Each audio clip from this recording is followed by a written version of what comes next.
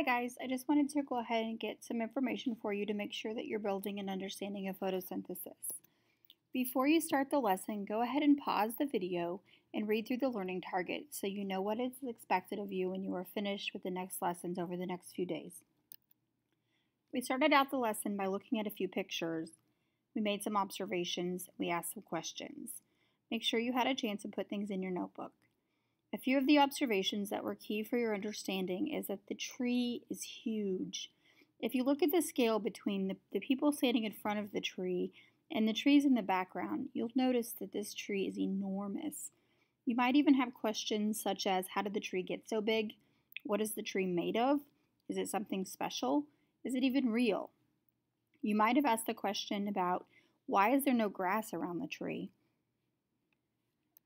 We asked you to answer the question called the giant sequoia tree, and you were supposed to circle the response that you most likely agreed with. Where did the matter that made up the wood and the leaves of this huge tree originally come from? You were to only circle one answer. Here's the results for Mrs. Sharp's classes. Pause the video, take a second, and think about the data that's presented. Would you want to change your answer? Will looking at how other kids respond affect your answer? If you want to change it, just make sure you use a different color and you explain your thinking on why you want to change your answer. During the investigation, you should also have some information about celery and spinach observations that you've made. Just make sure that you did great technical drawings in your notebook. Here's an example. Pause the video, take a second, look at your examples, and compare them. Do you need to do anything to make improvements? As you work through the series of tasks, you should have built a greater understanding. Task number 1 had you draw 3 pictures. First, starting to draw a simple picture in your notebook. And the second thing you need to do is think back about those structures that help the tree meet its needs. What are those characteristics of living things that we talked about? How's the tree organized? What about metabolism? How does it get energy? How does it respond? Does it grow, reproduce? Does it need water, exchange gases, or remove waste? You might have added roots to your image at this point. And at part C, think back about your celery and your spinach observation. What other structures does your tree need to be similar to those? I added a leaf to my plant. And I also added a small picture of a plant cell with the key organelles that make it different than an animal cell. For task 2, you needed your textbook, and you were going to read about some structures involved with this process. Hopefully you had time to read each section of the text. If not, I've included the text here for you. Pause the video, take a second to read. After reading, I hope you understand that there are 2 plant systems that are involved here, the root system and the shoot system.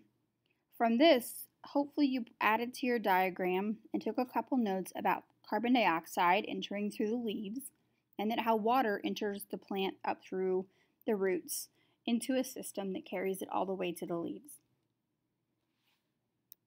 In the second section, you read about xylem and phloem.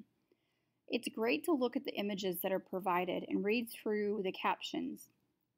Take a second if you didn't, read through, look at the pictures, and then add the necessary information to your picture. As you read about how plants make sugar, make sure you document the formula on the center of the page. This is something that will be important for upcoming discussions that we have. And then check for understanding, what is photosynthesis and why is it important? At this point, you should have added the word stomata to your drawing. They're little tiny holes inside of the leaf. Do you know what their function is? Did you add them to your drawing?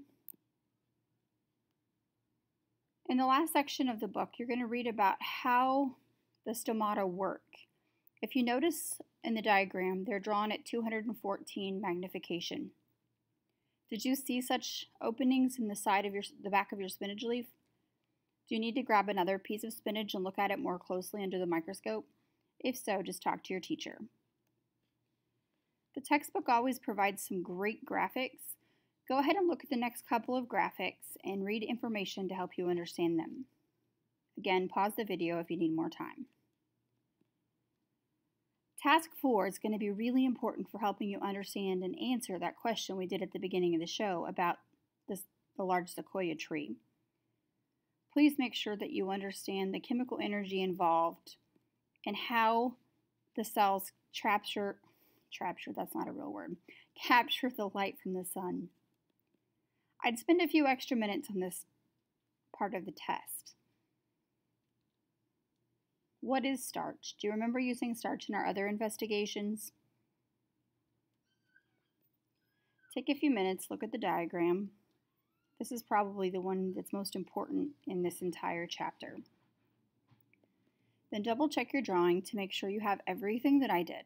I don't expect your drawing to look just like mine, and it's probably going to be more creative and maybe even colorful. Just make sure you have the key elements.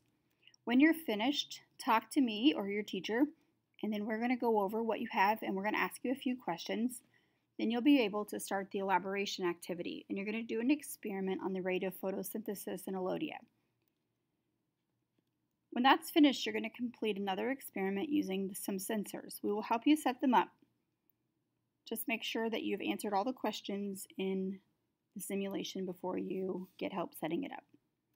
Hopefully this was helpful. If you have any questions, let us know.